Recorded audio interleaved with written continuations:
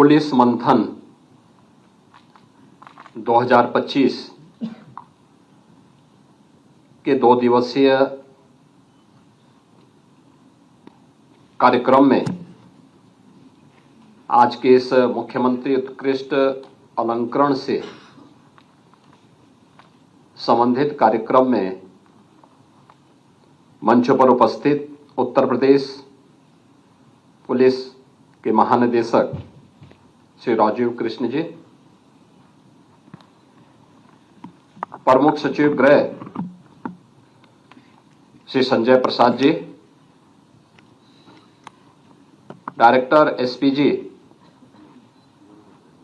शालोक Sharma ji, police महानिदेशक कारागार Shri PC Meena ji, हमारे सभी वरिष्ठ पुलिस अधिकारीगण, वर्चुअल माध्यम से भी जुड़े हुए जनपद स्तरीय सभी हमारे पुलिस अधिकारीगण, मैं सबसे पहले पुलिस मंथन के इस अभिनव प्रयास के लिए डीजीपी उत्तर प्रदेश और उनकी पूरी टीम को एक सफलतम मंथन के लिए हृदय से बधाई देता हूं।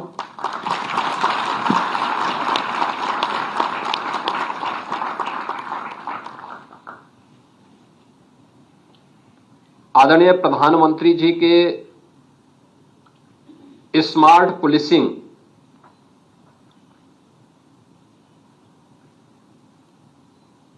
और विजन 2047 विकसित और आत्मनिर्भर भारत के लिए किस प्रकार की पुलिस हमें चाहिए,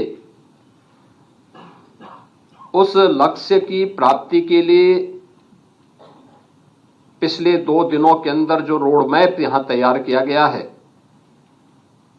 वह अत्यंत महत्वपूर्ण होगा और इसके लिए जिन 11 सत्रों पर हम लोगों ने यहां पर विचार किया है, उसको नजदीक से देखा है, वह हमारी भावी कार्य योजना को भी और भावी रणनीति का भी एक महत्वपूर्ण दस्तावेज साबित होने वाला है। और इसलिए मैं उन सभी प्रस्तुतियों के लिए जो अलग अलग प्रेजेंटेशन के माध्यम से अलग अलग वक्ताओं ने यहां पर 11 सत्रों के माध्यम से, जिसमें लगभग 55 के आसपास वक्ताओं ने अपने विचार यहां पे रखे हैं, उन सभी को भी अपने महत्वपूर्ण विचारों से अवगत कराने के लिए मैं हृदय से धन्यवाद देता हूं।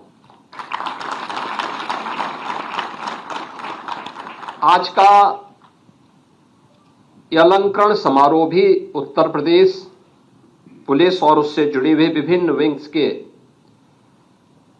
हमारे उन अधिकारियों के सम्मान का भी समारोह है जिन्हें हमें अलग अलग वर्षों में मुख्यमंत्री के उत्कृष्ट अलंकरण से सम्मानित किया गया है। मैं उन सभी पुलिस कार्मिकों और अधिकारियों को हृदय से बधाई देता हूं जिन्हें 2023-24, 24-25 और 25-26 के यह मुख्यमंत्री उत्कृष्ट अलंकरण से अभी यहां पे सम्मानित किया गया है। मैं उनको और उनकी पूरी टीम को, उनके परिवार के सभी सदस्यों को इस अवसर पर हृदय से अपनी बधाई देता हूं, अपनी शुभकामनाएं देता हूं। पिछले 2 दिनों से देश की आबादी के सबसे बड़े राज्य उत्तर प्रदेश में पुलिस मंथन के इस विशेष कार्यक्रम को हम लोगों ने आगे बढ़ाया है। और आप जानते हैं कि इसकी प्रेरणा का स्रोत है आदरणीय प्रधानमंत्री जी की डीजीज और आईजीपी की कॉन्फ्रेंस।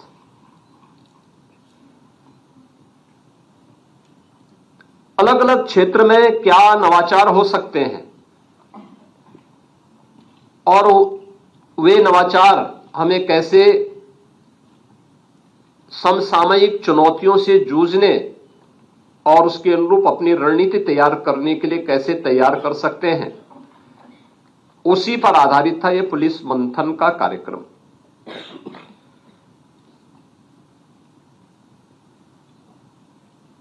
सबसे अच्छा रहा कि इस पूरे 2 दिवसीय सत्र के दौरान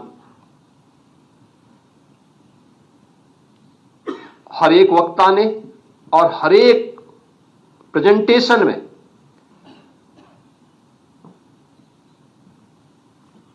टाइम और स्पेस दोनों का ध्यान रखा। यानी जैसे आप कह सकते हैं कि यूपी पुलिस अपने समय के प्रति समयबद्ध है, यह उसका एक उदाहरण यहां पर देखने को मिला है, जिसमें प्रस्तुतिकरण के जो आधार थे, बीट पुलिसिंग,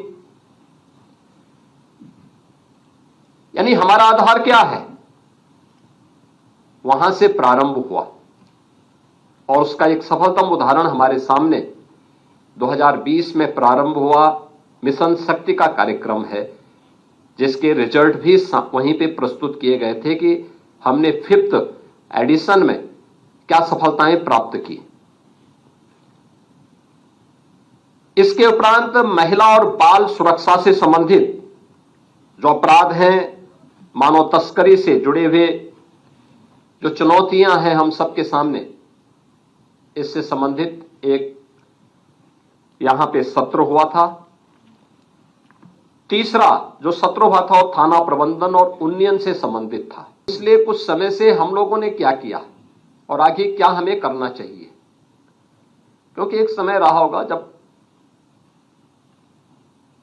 कम मानव संसाधन से इतने बड़े राज्य की व्यवस्था का संचालन हो सकता रहा होगा, लेकिन आज के परिप्रेक्ष्य में 4 लाख की सिविल पुलिस, उनके लिए उस प्रकार का इंफ्रास्ट्रक्चर, उस प्रकार की सुविधाएं चाहिए और उसके लिए यहां पे मानव संसाधन के विकास के लिए, उनके कल्याण के लिए हमारी क्या कार्य योजना होनी चाहिए और कैसे हम इसके अनुरूप अपनी आगे की रणनीति तैयार कर सकते हैं, इस पर भी विचार हुआ। लेकिन साथ साथ पुलिस बिहेवियर को लेकर के, उनकी ट्रेनिंग को लेकर के भी यहां पर महत्वपूर्ण प्रस्तुतियां हम सबके सामने प्रस्तुत किया गया। प्रोसिक्यूशन और कारागार के बारे में भी यहां पे एक महत्वपूर्ण सत्र आयोजित हुआ। CCTNS 2, न्याय संहिता और फॉरेंसिक पर आधारित भी एक महत्वपूर्ण सत्र हम सबके सामने यहां पर था, जिस पर इसके जो अधिकृत वक्ता थे, उस फील्ड के एक्सपर्ट थे, उन्होंने भी अपने महत्वपूर्ण विचारों से इस पूरे कार्यक्रम को और रोचक बनाने में अपना योगदान दिया। आज द्वितीय दिवस में 4 महत्वपूर्ण सत्र हुए हैं, जिनमें प्रातःकाल 8 बजे से लेकर के 10:30 बजे के बीच में आपदा प्रबंधन, सिविल डिफेंस एवं होमगार्ड्स, क्राउड मैनेजमेंट से संबंधित यह महत्वपूर्ण सत्र यहां पे संपन्न हुआ और इसके प्रांत इंटेलिजेंस और उसकी चुनौतियां, जैसे सोशल मीडिया, NGOs की भूमिका,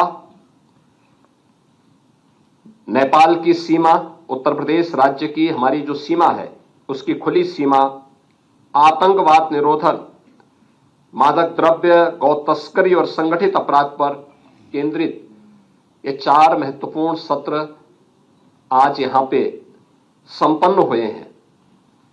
और मैं कह सकता हूं कि जो 11 सत्र हैं, यह विकसित भारत के प्रधानमंत्री जी के विजन को 2047 में भारत विकसित भारत हो, आत्मनिर्भर हो, स्वाभाविक रूप से ये केवल भारत सरकार का ही इसके लिए रोड मैप नहीं होना है, राज्य सरकारों की भी अपनी भूमिका है। और जो मैंने कल अपने प्रारंभिक उद्बोधन में भी इस बात को कहा था कि हमारा परसेप्शन 8 साढ़े 8 वर्षों में बदला है। लोगों की हमारे प्रति धारणाएं बदली हैं। आप याद करिए, अगर उत्तर प्रदेश में ऐसे ही दंगे होते, ऐसे ही गुंडागिर्दी होती, अराजकता होती, महीनों महीनों कर्फ्यू रहता, क्या हमारे बारे में धारणाएं बदल जाती?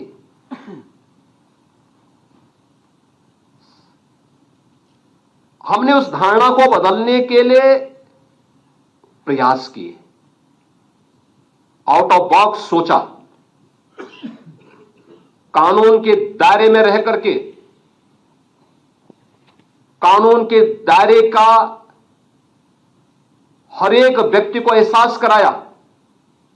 परिणाम है, लोगों की धारणा उत्तर प्रदेश के बारे में बदली।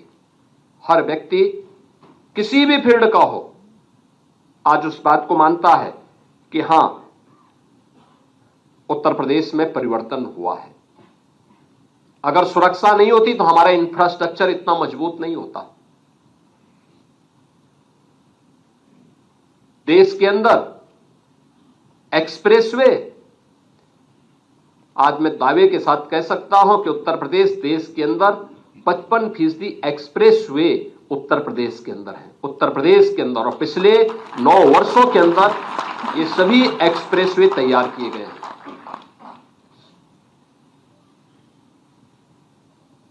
देश के अंदर सबसे बड़ा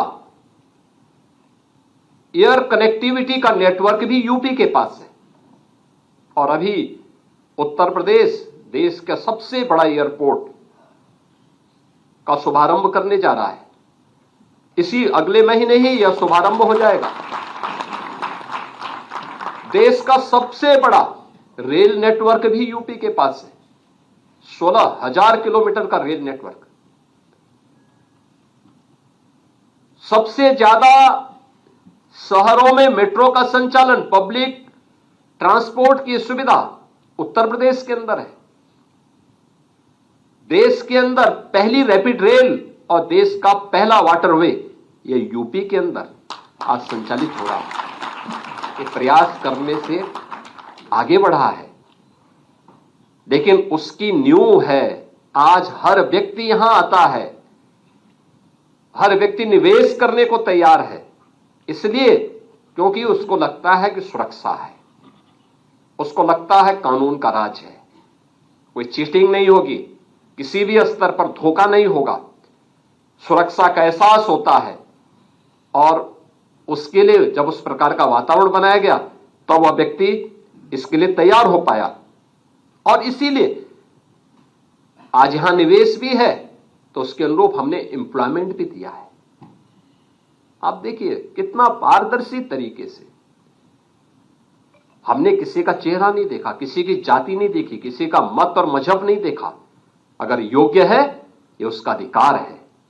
वेलफेयर की स्कीम में अगर वो यूपी का नागरिक है, यूपी में रहता है, भारत का नागरिक है, उसको वेलफेयर स्कीम का लाभ मिलना चाहिए।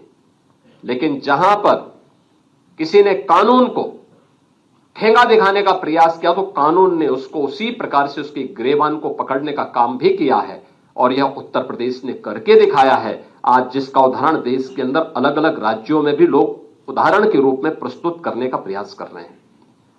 लेकिन वहां पर भी मीडिया, हम नहीं बोल रहे हैं लेकिन मीडिया उसको बोलते हैं यूपी मॉडल आ गया।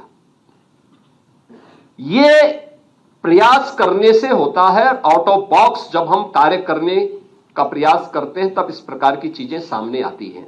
और वह आज हम सब के लिए, मेरा मानना है, एक महत्वपूर्ण, हमारे लिए यह एक दस्तावेज बनने जा रहा है।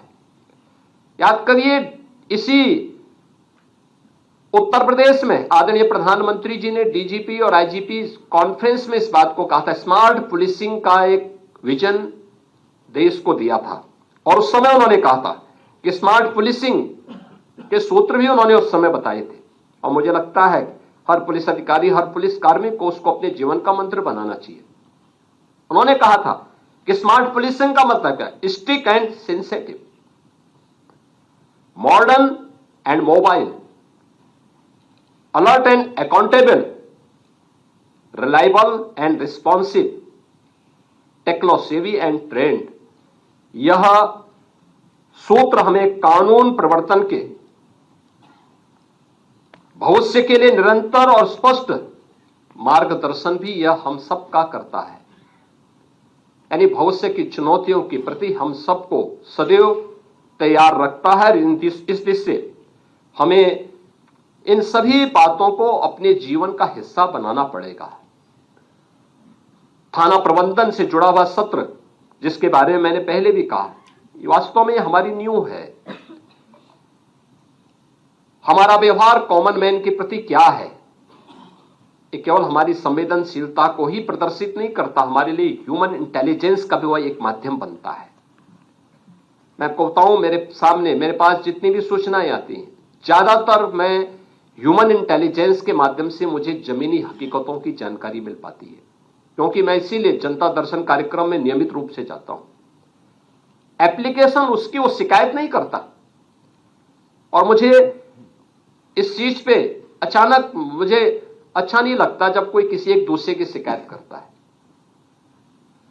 लेकिन मैं उसकी एप्लीकेशन को देख करके, उसकी प्रार्थना पत्र को देख करके, उसकी पीड़ा को देख करके समझ सकता हूं कि जमीनी धरातल पर क्या हो रहा है, और जमीनी हकीकत के बारे में मुझे जानकारी मिलती है। और इसलिए ह्यूमन इंटेलिजेंस यह आज हम सबका एक सबसे बड़ा हथियार है, और इसका हम बेहतर तरीके से उपयोग कर सकते हैं।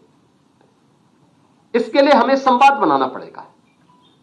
कोई भी थानाध्यक्ष हो, हल्के का दरोगा हो, सर्किल का हमारा इंचार्ज जो डिप्टी एसपी हो, या जिले का पुलिस अधीक्षक हो, या रेंज और जोन के अधिकारी हो, इन सबके स्तर पर अलग अलग तबके के लोगों के साथ एक बेहतर संवाद की स्थिति पैदा करना।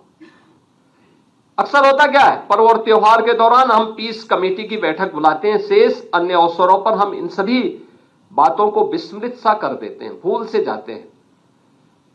मैं बार बार कहता हूं कि आप जब जिले में जा रहे हैं तो एक बार जनप्रतिनिधियों से बातचीत कर लें।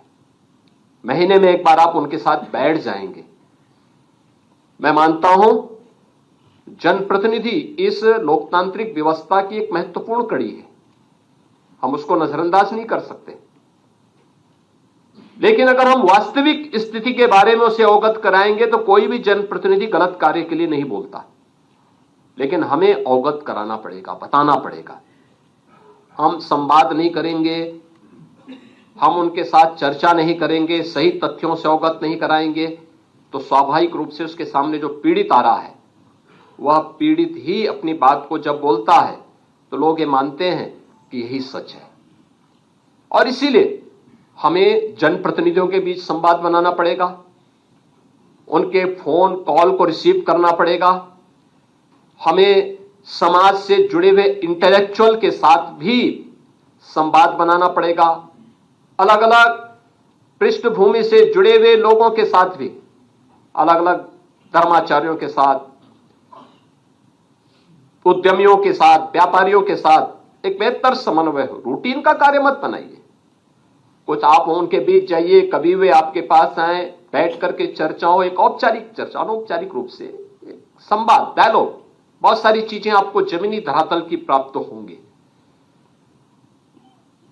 केवल मुख्यालय पे बैठ करके हम पुलिसिंग नहीं कर सकते, और इस दृष्टि से हमें इस संवाद को और प्रभावी करना पड़ेगा। थाना, सर्किल और पुलिस लाइन, इन तीनों में भी बेहतर समन्वय हो। देखिए, मैं अक्सर कहता हूं कि घटना घटित होती है कहीं पे, हम थाना इंचार्ज को जवाबदेह बनाते हैं। सर्किल की भूमिका क्या है, सर्किल समन्वय बनाने में कितना योगदान दे पा रहा है, हमने कभी उस पर ध्यान नहीं दिया। अगर हम इन तीनों में बेहतर समन्वय बना लें, मेरा मानना है कि यह सुरक्षा व्यवस्था को मजबूत करने में बहुत बड़ा योगदान दे सकता है, और इस दिशा में हमारा प्रयास होना चाहिए। पुलिस बल का दोस्ताना व्यवहार और उसकी संवेदना एक कॉमन मैन की समस्या का समाधान तो करता ही है। कॉमन मैन के मन में आपके प्रति एक बेहतर धारणा भी बनता है। और उसको बनाए रखने के लिए, देखिए मैं बार बार इस बात को कहता हूं, मेरे पास लोग आते हैं, अलग अलग तबके के लोगों से मैं मिलता हूं, बातचीत करता हूं, तो मैं बहुत सारी चीजों को इस बार रूप में देखता हूं।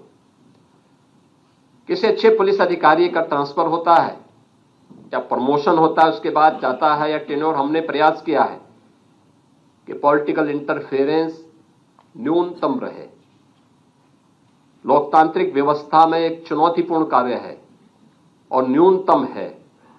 पिछले 9 वर्षों के अंदर आपने देखा होगा न्यूनतम इंटरफेरेंस, और न्यूनतम इंटरफेरेंस के साथ साथ आपको कार्य करने की जितनी स्वतंत्रता दी गई है कि आप परफॉर्म कर सकें, इसलिए कि जिससे बिना किसी हस्तक्षेप के, लेकिन हमारा भी कुछ दायित्व बनता है। और उस दायित्व के दौरान मैं देखता हूं जब किसी पुलिस अधिकारी के टेन्योर, उसमें हमने स्थिरता भी दी है प्रशासन को। आप देखें एवरेज एक पुलिस अधिकारी मिनिमम 2 वर्ष तक एक जिले के अंदर अपनी सेवा दे रहा है, रेंज में सेवा दे रहा है।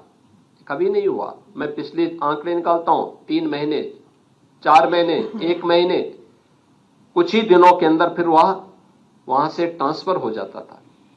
काम ही नहीं मिलता था। जब तक वो समझे, वहां की सामाजिक और भौगोलिक स्थिति को समझे, तब तक वहां से उसे बाहर का रास्ता दिखा दिया जाता था। क्या समझता? अव्यवस्था फिर पैदा होती, लेकिन वह स्थिरता प्रशासन में दी गई, पुलिस में दी गई। लेकिन जब किसी अच्छे पुलिस अधिकारी का ट्रांसफर होता है, पब्लिक से हमारे बीच में सिफारिश आती है कि साहब अच्छा अधिकारी था।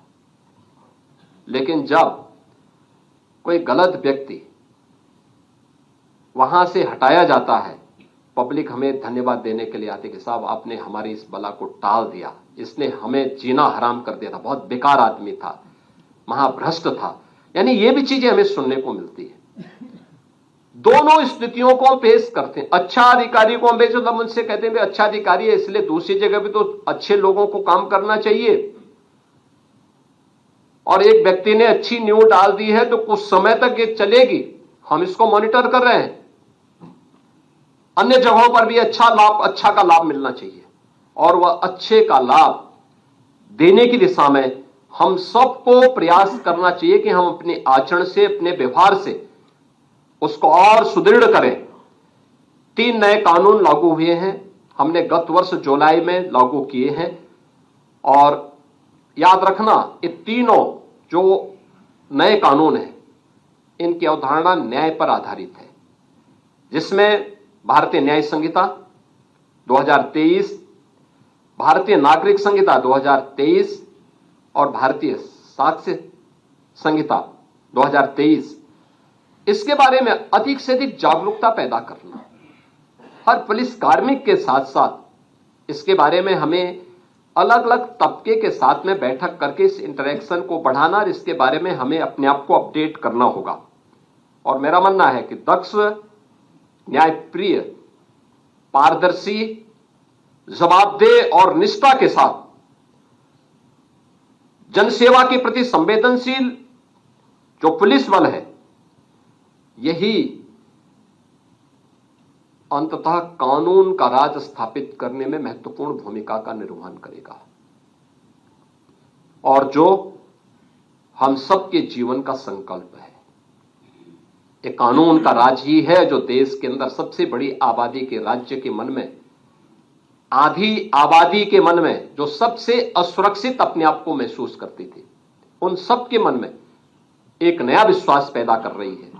और मैं मानता हूं इसी कानून के राज के लिए हमें अपने आप को अपडेट होना पड़ेगा, हर एक परिस्थिति से, हर चुनौती से जूझने के लिए तैयार होना पड़ेगा। और इसके लिए एक बेहतर प्लेटफॉर्म पुलिस मंथन का मिला है।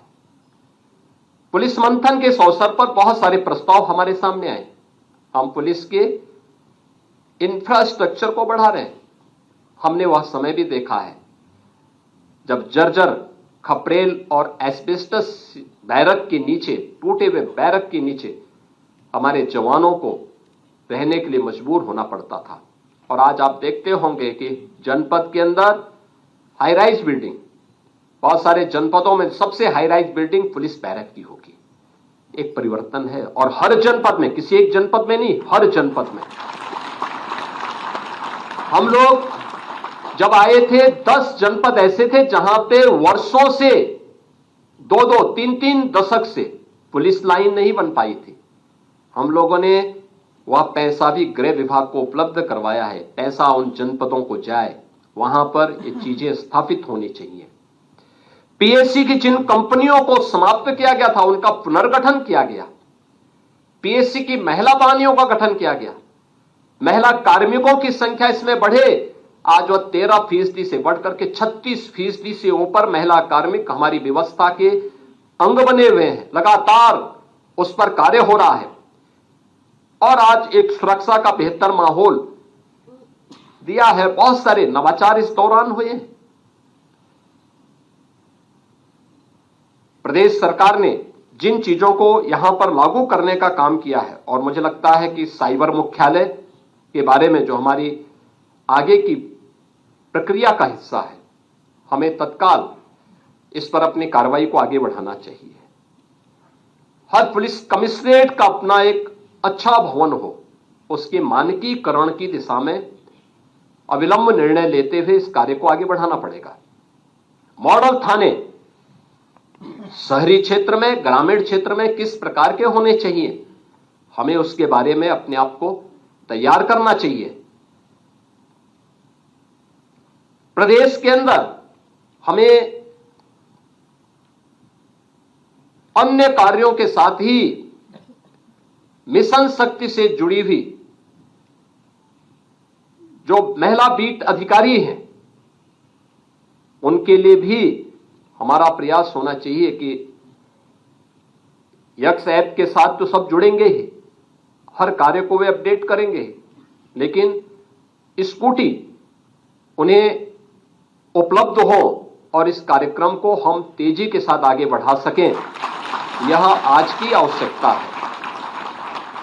बीट लेवल पर जो हमारे आरक्षी काम करेंगे, उनके पास उस प्रकार के संसाधन हो जिससे उसे आज के समय में केवल उधार के बल पर या साइकिल से अपनी यात्रा तय करने के लिए मजबूर न होना पड़े, या अन्य गलत स्रोत से वह पैसा न आहरित करें। इन सभी बातों को हम ध्यान रखें, इन पर हम लोग अवश्य विचार करके तत्काल हमें निर्णय लेने पड़ेंगे। और मेरा मानना है कि जो 2 दिवसीय पुलिस मंथन का एक कार्यक्रम है, यह एक बहुआयामी और बहुपक्षीय सत्रों के रूप में आदरणीय प्रधानमंत्री जी के विजन 2047 की दृष्टि से अत्यंत महत्वपूर्ण सत्र रहा है और इसको हमें प्रत्येक वर्ष के कैलेंडर का एक पार्ट बनाना चाहिए। हर वर्ष हमारा प्रयास होना चाहिए कि जो विषय हमने लिए हैं, हर वर्ष वो विषय लेने आवश्यक नहीं, हां समय समय पर जो भी यहां की जिन मुद्दों पे चर्चा हुई है उसको फॉलोअप करने की व्यवस्था तो होनी चाहिए। संबंधित विभागों के द्वारा उसको फॉलोअप, कितना हम आगे बढ़े हैं उस पर चर्चा करना।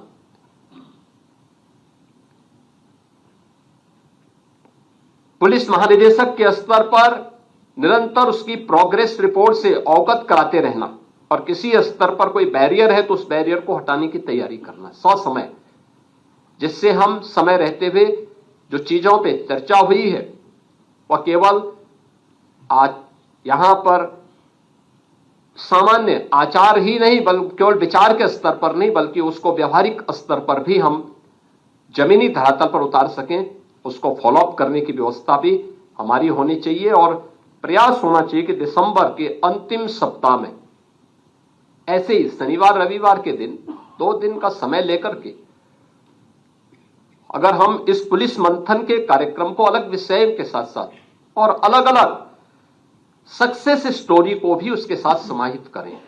जैसे कुछ अच्छे उदाहरण प्रस्तुत हुए थे। सीपी आगरा ने आगरा की उस घटना का उल्लेख किया था जो वहां पे कन्वर्जन के साथ साथ नेशनल सिक्योरिटी के लिए एक थ्रेट आगरा से देखने को मिला था।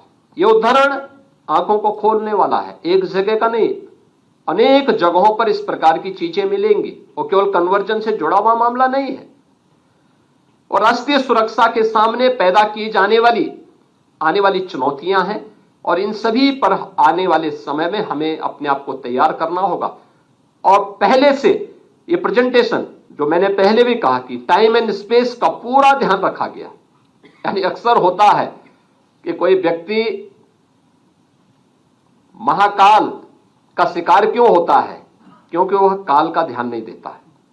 लेकिन यहां पर मुझे लगता है कि आपने काल का ध्यान रखा तो महाकाल भी आपका सहयोग करेगा। इस विश्वास के साथ मैं एक बार फिर से इस 2 दिवसीय पुलिस मंथन के लिए पुलिस महानिदेशक और उनकी पूरी टीम को हृदय से बधाई देता हूं। उन सभी अधिकारियों को जिन्होंने, और उन एक्सपर्ट्स को भी धन्यवाद देता हूं जिन्होंने अपने प्रस्तुतिकरण को यहां पर बेहतरीन तरीके से, समयबद्ध तरीके से आगे बढ़ाया है। और मैं बधाई देता हूं अपने उन अधिकारियों और जवानों को जिन्हें आज यहां पे मुख्यमंत्री उत्कृष्ट अलंकरण से सम्मानित किया गया है। उन सबको मैं हृदय से बधाई देता हूं। धन्यवाद। जय हिंद।